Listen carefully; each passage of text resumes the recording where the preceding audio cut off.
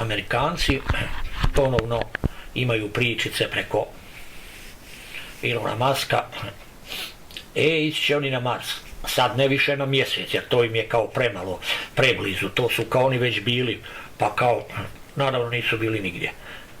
A sad bi oni išli na Mars, aha, i onda se javi i Rusija, da oni su već napravili plazmatske motore, da će oni najprije ići na Mars, za mjesec dana će oni stići, bla, bla, bla. Pogledajte kako oni prave cirkus.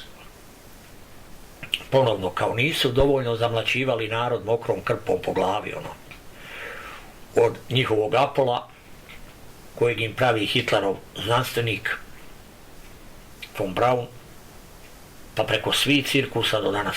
Oni znaju, ljudi, oni točno znaju da se ne može ići izvan zemlje, da je zemlja zatvoreni sistem kao zatvorena staklena bašta, da je iznad nas prozirno nebo ili prozirno stakleno nebo, odnosno određena kao vrsta kupole, koja nije potpuno kupola, nego više kao na školjka. Iznad toga je također takav sličan sistem, a iznad i oko cijele zemlje je ogromna, neprozirna, velika kupola. Oni znaju da se odavde ne može ići. Ali pazite, oni imaju nauk, dakle, babilonski, masonski, da se narodu mora stalno bacati neka koska da bi narod bio stalno uljuljkan. Da bi narod stalno bio uljuljkan u neki napredak. Pazite, glavna priča masonska je, ako ste učili, čovjek, pa će čovjek napredovak, pa humanost, pa humanitarnost, pa... To je jedan satanizam. Oni ne govore o Bogu, o Božjem zakonu, ljubavi, pravdi, dobroti. Oni govore o laži čovjeka. Evo. I sad će oni ići na Mars. A cirkus je sa odlaskom na mjesec, sad je svima jasno da je to bila prijevara. I sad oni kažu kako su izgubili, NASA izgubila sve svoje snimke o putovanju na mjesec. Ma nevjerojatno. Uhvaćeni su u svemu. Ovaj jedan tip s YouTube-a, za koju još od prije znam, je stavio izvrstan video o Apollo 17 koji išao kruži tokom mjeseca snimat, pa se spustit. I čovjek je uzeo te sve snimke i pokazao pomoću fotografije i pomoću modernih elektronskih mjera, gdje staviš zadatak na kompjuteru, ima specijalni program koji vam pokazuje udaljenosti na fotografiji.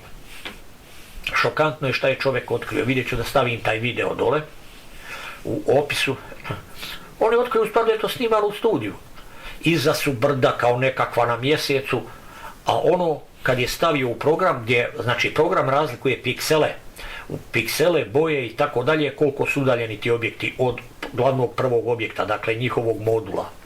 I ono utvrdio da je modul udaljen 15 metara od tih brda, veliki brda, nevjerojatno. Znači to je nalijepljeni poster bio na zidu studija. I par hrpica pijeska, tako su oni to mislili 67. i vjerovali, nisu oni vjerovali tada da će doći vrijeme kad će svaka budala moći imati kompjuter sa tako moćnim programima kako je onda bilo nezamislivo nas.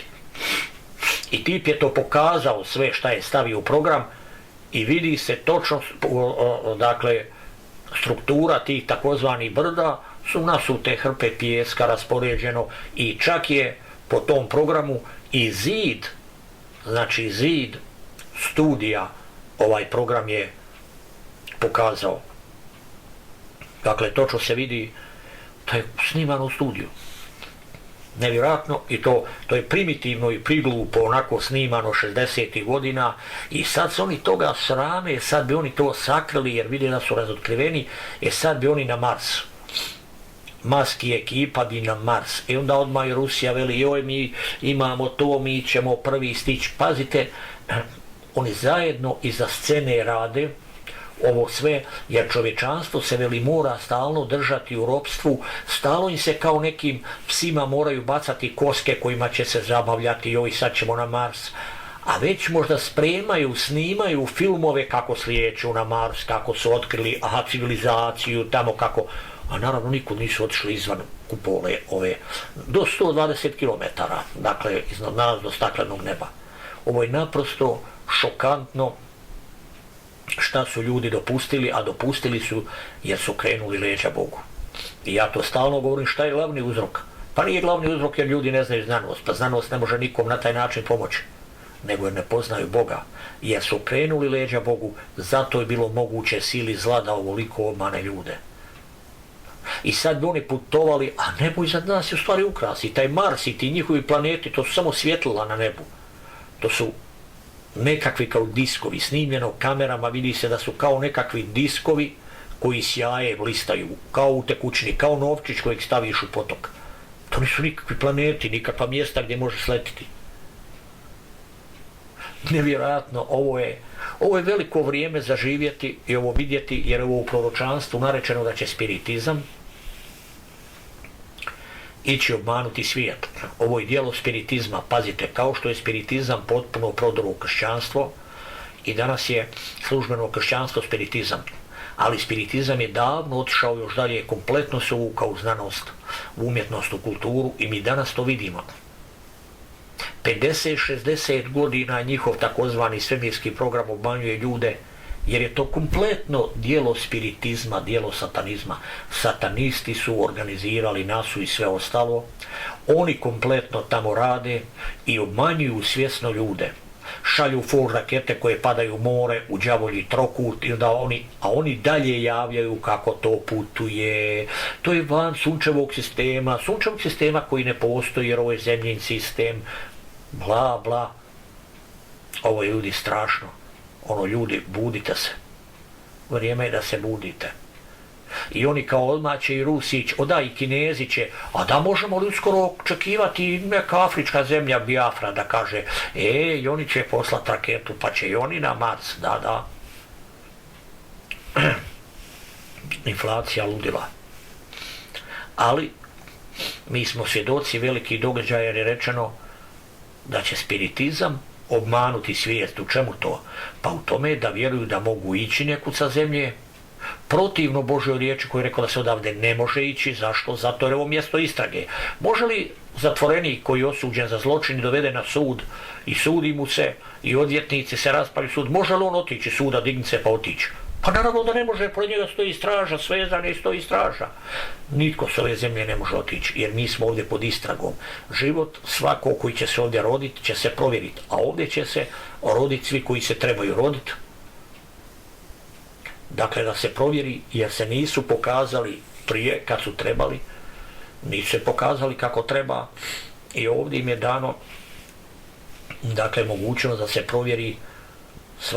Svatko će na ovoj zemlji, što bi se reklo, kao svaka zvijer na snijegu će ostaviti trag. Ljudi, mjesto istrage. Nema odavde odlaska. A pazite na šta ih nagovara Satanael. Da ićete vi po drugim planetama koje uopće ne vidi. Gledaju ukrase na nebu i vele da su to nekakvi daleki svijetovi po nauci grčkog filozofa koji pijani zapišan leziži pod smokvom talesa i fantazira o zvijezdama kao dalekim suncima koje su tako daleko da se nama čine tako mali. Evo, to su oni unijeli u mozak djece. I to je kao službena nauka, pa će oni onda putovati u beskrajnom svemiru. Satana tako voli pričati ono fino, joj pa ljudski napredak, pa će čovjek putovati na daleke svjetove. Zna da od tog nema ništa. Zna da će i on i ti ljudi koji ne slušaju Boga, da će zauvijek ostati na ovoj zemlji. Jer će ovdje biti uništeni. Evo, tako se sprema još nova faza u laži, jer oni već daju snimke kako ova letjelica, rover otkrio nekakve zidine, ruševine, civilizacije na Marsu, a to snimaju u studijima također, ali sad u studijima više, dakle, elektronskim, umjetna inteligencija i nešto na vanjskim područjima na zemlji, gdje su nekakve čudne planine, kamene koje onda oni sliku malo preko umjetne inteligencije izmijene i onda snimaju, vidite, snimilo na Marsu. Začarano čovječanstvo, zato nas je netko opomenuo. Ne spavajte, o Božji stražari. Svaki inč tla po kojem koračate je začarana zemlja. Evo, a ovo ću probat staviti od ovog tipa, ovaj video o Apollo 17, da vidite taj cirkus kako ih je čovjek razvalio. On inače ima infrared kamere pa snima super stvari, gdje je dosta snimaka dokazao. Vidje se planine na 200 km u daljini. Ako je zemlja globus, to nema šanse da se vidje, to bi trebalo biti kilometrima ispod takozvanog trbuha zemlje. Čovjek snimio planine, pa iz aviona dokle se vidi, to je nevjerojatno, infracrvenom kamerom i tako dalje. Čovjek radi oko tog, ima dobru opremu i onda jednostavno ima programi danas za uređivanje slike i on je išao staviti ove stare snimke, imate šta vidjeti. Snimano u studiju i to pokazuje poslije grafički prikaz, taj program pokazuje, imate modul, i 15 metara od njega su, znate, velika brda planine, od 100 metara su planine na 15 metara odatle, nevjerojatno. Posteri zalijepljeni na zid studija.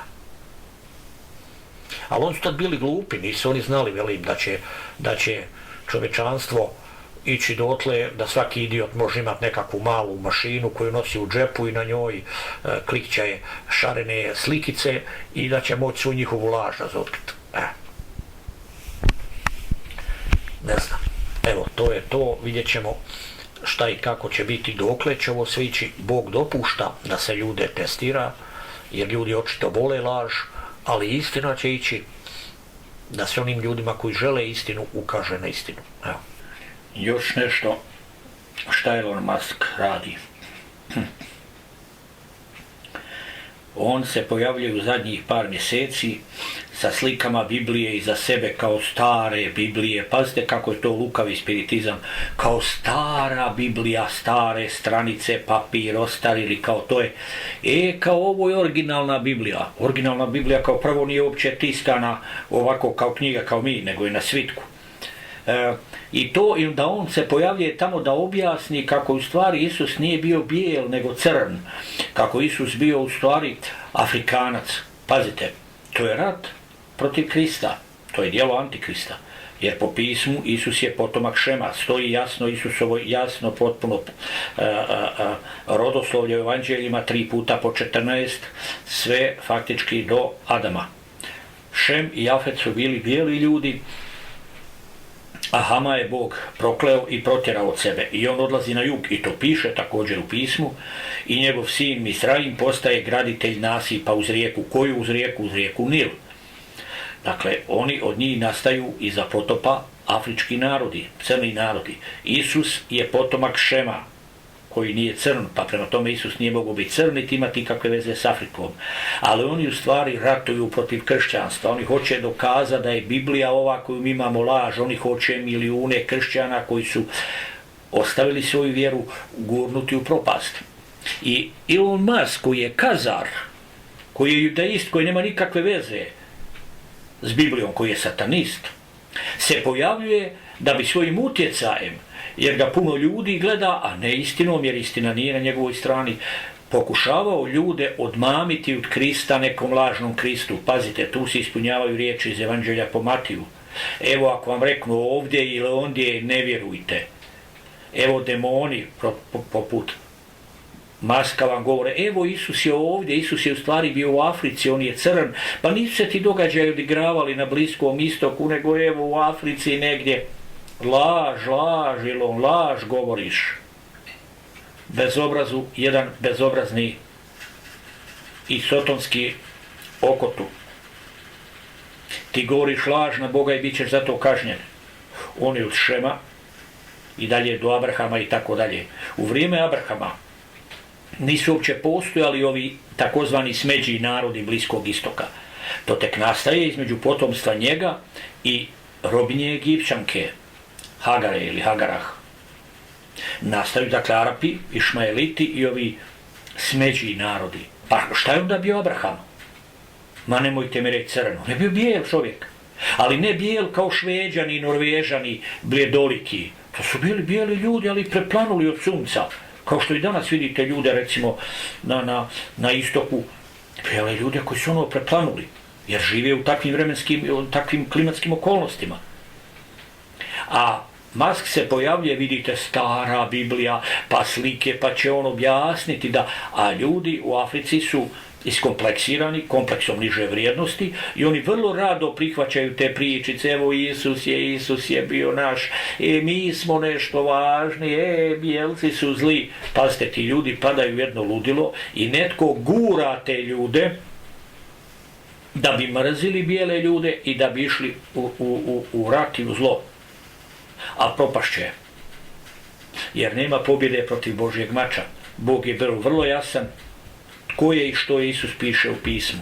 Mi nemamo njegov opis, nego kaže da mu je kosa crna kao gavran. Dakle, da je crna kosa, jer on je bio, dakle, Izraelac, ali bijeli čovjek. Zašto su rabini također rekli kako je Marija spavala sa rimskim vojnikom pa je dobila Isusa? Zato jer je Isus imao plave oči. Imao je crnu kosu kao gavran i plave oči. Pazite, ono orlovske plave, kao nebo plave, koje proziru grešnike. Zato su oni to rekli, jer mnogo Rimljana su bili ljudi plavih očiju, jer spadaju pod bijelu rasu. Tako da ovi pokušavaju sad, ali to je fascinantno, spiritizam, kad sam vam govorio leti na Mars, spiritizam tvrdi da je Isus crni čovjek, spiritizam tvrdi bla bla. Ovo je jedan rat, ljudi, rat protiv Isusa, ovo je rat protiv vjere i morate biti čvrsto budni na svaku takvu budalašnu reći gdje to u pismu piše da je Isus bio crni čovjek, kad je on potomak Šema. Jasno u pismu piše da su Šem i Jafet bili bijeli ljudi, a Ham, kad Boga je protjerao i on je postao crni čovjek i on ide naseljava jug, dakle Afriku. Koji tu dio nije jasan. Oni hoće napraviti Boga lašcem i obmanu. Znači mi vidimo da je ovo jedna sotonska udurma kazarskog plemena, ali pustit će Bog na njih kaznu za ovo. A kršćani će biti iskušani i isprobani. Eto.